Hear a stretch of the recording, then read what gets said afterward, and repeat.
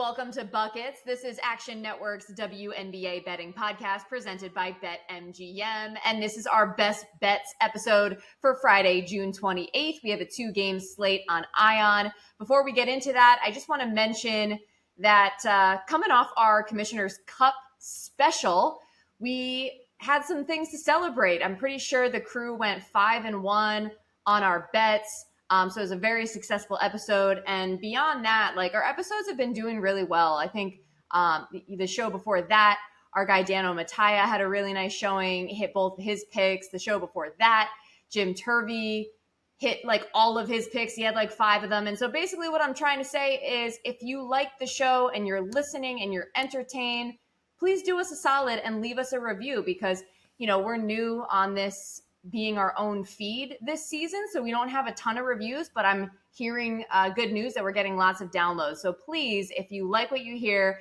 leave us a review. That being said, let me intro the crew. I'm, of course, Maria Marino. We have Dano Mattia back, and we also have Brian Fonseca making his Buckets WNBA debut this season. Brian, you were on a few of our episodes last season, but good to have you back. How you doing? Doing well.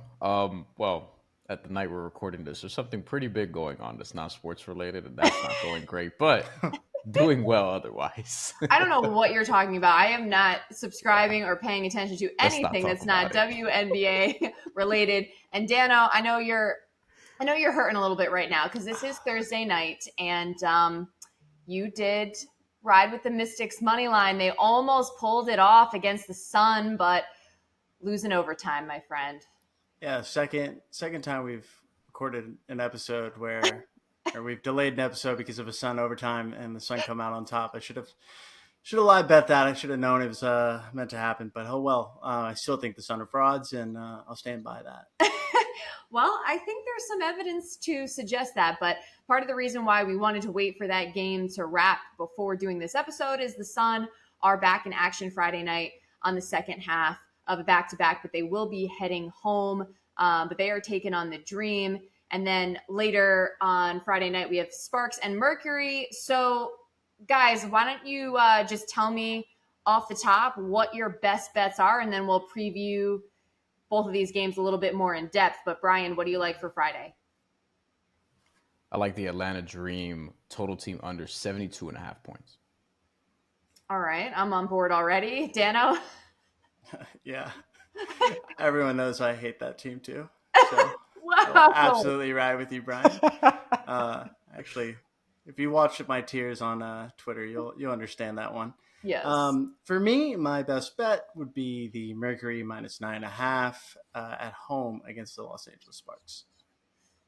All right, sounds good. So now that we got at least one dig against the Atlanta Dream, let's get into let's get into more of that and talk about this matchup a little bit further, but I will set the stage. So Sun are now 14-3 straight up, 7-11 against the spread. So I mentioned they beat Washington in overtime Thursday night, 94-91. And mind you, this is a Washington team that was missing Carly Samuelson and Aaliyah Edwards, in addition to the injuries that they've already had. And previously, the Sun lost to Vegas and Seattle, so they avoid the 3-game losing streak. Meanwhile, the Dream, 6-9 straight up, 5-10 against the spread. Last time out, lost to New York on Sunday, 96-75. They've lost 3 in a row. Obviously, still missing Ryan Howard. She was hurt last Wednesday against Minnesota, and not sure when she's going to be back. But Brian, tell us about this team total underplay. Yeah, it's funny that we probably don't love the Sun up here as much. I've been wrestling with the idea since last season, like, are they the third team? Are they the third team? Can they actually challenge the Aces or the Liberty? And really, it just comes back to, I like their defense a lot, but other than that, you know, they have trouble manufacturing offense, and I feel like if they can play low-scoring basketball, then, yeah, they'll be fine. With the Atlanta Dream in particular, I mean, Ryan Howard is out. Right. And that is one of their best shot creators, obviously, all-star, who, you know, that's 12.5 shots a game. That's 15 points a game. And these two teams played each other 4 weeks ago, and the Sun beat them. 69-50. So I'm not sure the Atlanta Dream are going to muster up 23 more points.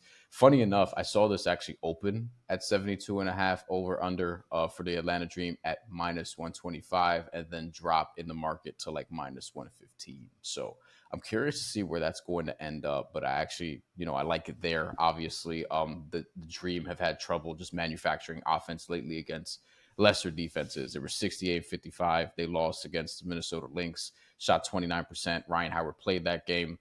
They lost 91-79 against the Fever. Not an awesome defense. And they shot 33% in that game. So I just don't think there's like a pathway to have like a great offensive performance. Even though the Connecticut Sun just played and went to overtime, I still feel like this entire game could be an under, and this may be like a sluggish sort of offensive performance for the Sun, but I still believe in their defense, if nothing else, and they've held teams under 72.5 in 8 of their last 12 now, including their recent overtime win against the Mystics. So like the defense, think this is going to be a low-scoring matchup, and I'll roll with the Sun to have a good defensive outing, if nothing else. Yeah, I mean, how did they only score 50 points the last time out? I mean, at home. At home, and the Sun didn't even break 70. I don't know if it's going to be that low scoring because that's a total of that's 119. I don't know if it's going to be that, but the game total for this is like in that 152-153 range, and I feel like you can talk yourself into an under there. The Connecticut Suns total team over under was in the low 80s last I checked. And I could see that dropping because it just went to overtime at home. Yeah, I mean, there's certainly not a lot of confidence right now in Atlanta. I don't even think from themselves or even their head coach, Tanisha Wright. Like, not that long ago, she was just like, I don't have the answers. I'm like, what? What?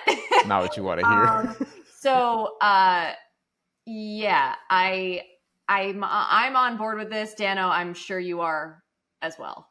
Yeah, and I'll probably end up on the game under, and I'll probably still bet the Sun spread, even though I don't like them. The Dream are just, they gave up like 60 points in the first half against New York.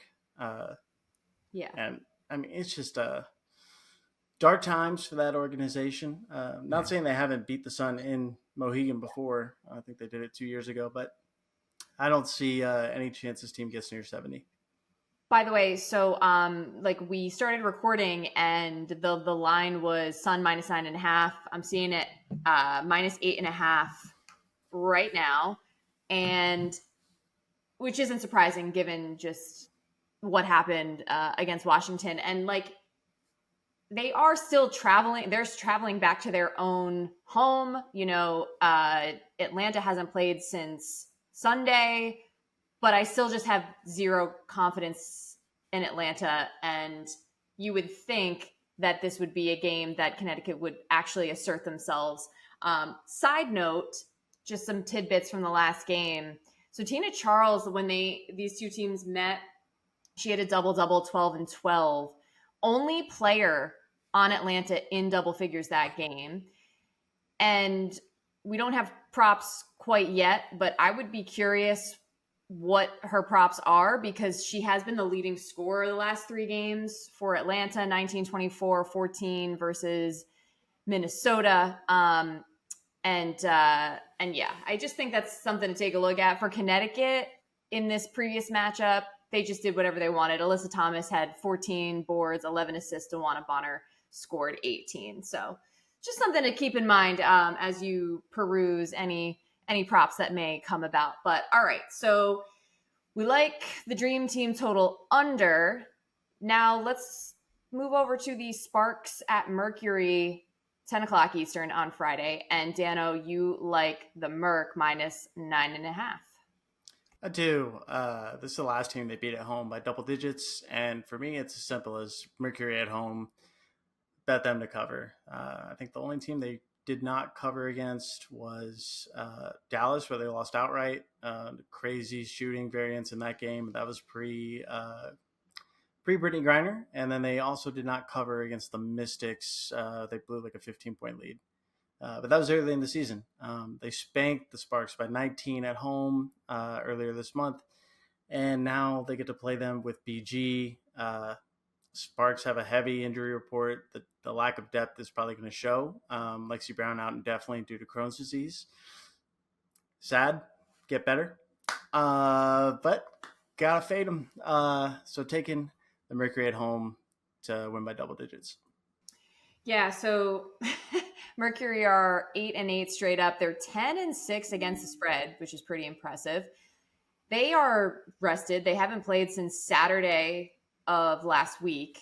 They lost to Minnesota at that time, 73-60, but previously beat New York and Seattle as dogs, so very nice. And yeah, the Sparks are 4-13 straight up, 8-1 against the spread. Just kind of a meh outlook for them until further notice, Brian. This is another spot where I'd probably look at a team total under. Maybe the Sparks, because the Sparks is like I don't really, and we talk about like manufacturing offense. I'm not sure if they're gonna have enough against the Mercury, who've been good lately. 77.5 is where the Sparks are in terms of total team over under. I'd probably give the under a look, but I'm not sure I'd make it a play. But I'd probably roll with the Mercury here to cover at home. Yeah, same. So, Dano, you mentioned that game on June 2nd that Phoenix won pretty handily. Diana Taurasi had 31 that game. So, not showing her age at all, just aging like a fine wine. But something else to keep in mind, like a week or two ago, Jim and I did a pod, Turvey, and he sort of turned me on to Diana, like 4+ assists. I doubt BG. Yeah. So the connection. So she's had at least 4 assists in the last 5 games. And BG returned 6 games ago, which was June 7th. So I find that really interesting that essentially Diana only likes to pass to BG. So I definitely am curious from a prop perspective. I'm actually going to take a peep now just to see if anything, just to double check to see if any lines are out. And while you do that, the only thing that scares me here is knowing that the Fever are coming to town on Sunday, and everybody can't wait for that game, obviously, because of the Diana Caitlin stuff. But it's weird with look-ahead spots in the WNBA. There are only 12 teams. It is what it is, but still feel solid just because of where the Sparks are. And Kurt, don't take a chance on Wnba getting hurt before the Olympics. Don't do it, Yeah, that's true. I mean, they've already unfortunately lost Cam Brink to the ACL, so she's missing the Olympics. Dearica Hamby named essentially in her place for the 3-on-3 team. And while we're at it, since you kind of brought up, their next game is going to be Sunday against the Fever. Like, let's talk about this for a second. I saw some brave reporter ask Diana, like, so are you looking forward to, what was the actual term? I don't know the terminology, but it was essentially like, oh, what do you think about you're going to be facing Caitlin Clark for the first time? And Diana was just like, it's going to be fun. And then just like, that's all she said. And like, no one followed up. So Brian, what do you make of this? I think it's going to be fun too. I agree. Look, Do you think Diana actually spends much time guarding Caitlin?